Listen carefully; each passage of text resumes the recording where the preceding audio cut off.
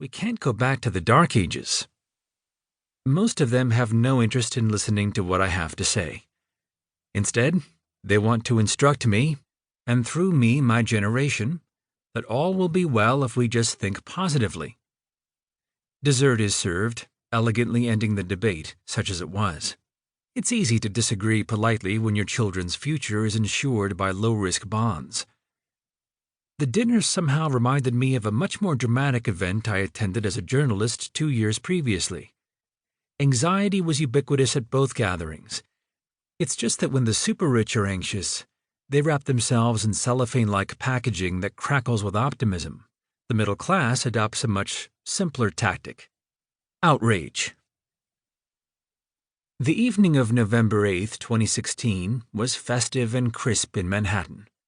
A cloudless sky was visible through the glass ceiling of the Javits Center, ready for the crowning of the new leader of the free world.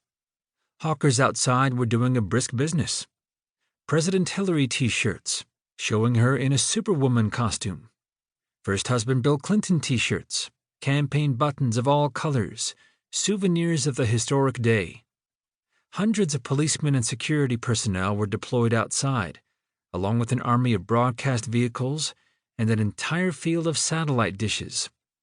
The media presence was many times larger than that assigned to the more spare headquarters of the Trump campaign, less than half a mile away as the crow flies. "She means to rise," wrote the poet Maya Angelou about Clinton back in 2008. Now she was about to break free of those rusty chains and become the most powerful person in the world.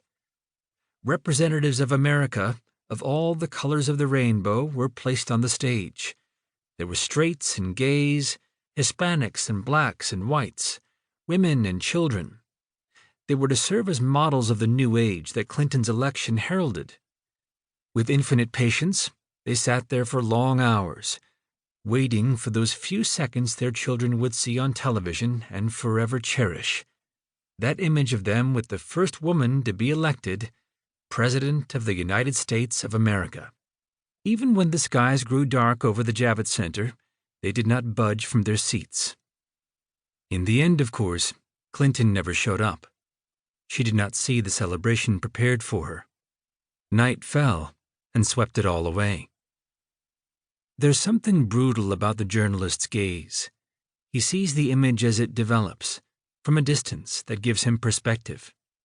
He observes the disappointment as it spreads through the crowd, the shocked gasps, the tears and the heartbreak, the banality of human reaction, denial, disappointment, the desperate hope that continues to percolate among the believers.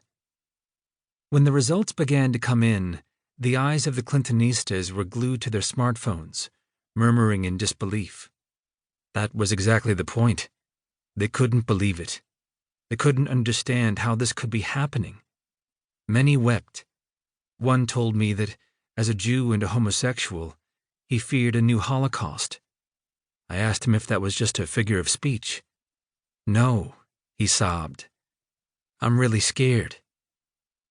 On the face of it, there seems to be no connection between the distraught and panicked Clinton campaigners on that autumn night and the self-assured rich whom I met in the wine cellar. The latter were resolutely optimistic, determined to explain just how the world order that is so good for them personally is so great for everyone else. Clinton supporters sensed that democracy was endangered and that they had been robbed of their future. But the point is that both shared a deep, unspoken fear. The 1%ers dealt with it by euphorically hiding their heads in the sand. The Clinton campaigners coped by covering the floor of the Javits Center with the tears they shed. They were not only frightened by the prospect that Trump, the advocates of Brexit, European nationalists, or Islamist fundamentalists would propel the world toward catastrophe. After all, if such a catastrophe were to come, it would demonstrate just how correct they had been in their faithfulness to liberal values or to the market economy. No, what they feared was not a cataclysm, but the opposite, that the other side, that Trump, might be successful. His success would mean a world with an enduring anti-liberal order and severely constrained global cooperation. It would be a world in which bedrock beliefs in the victory of good over evil in World War II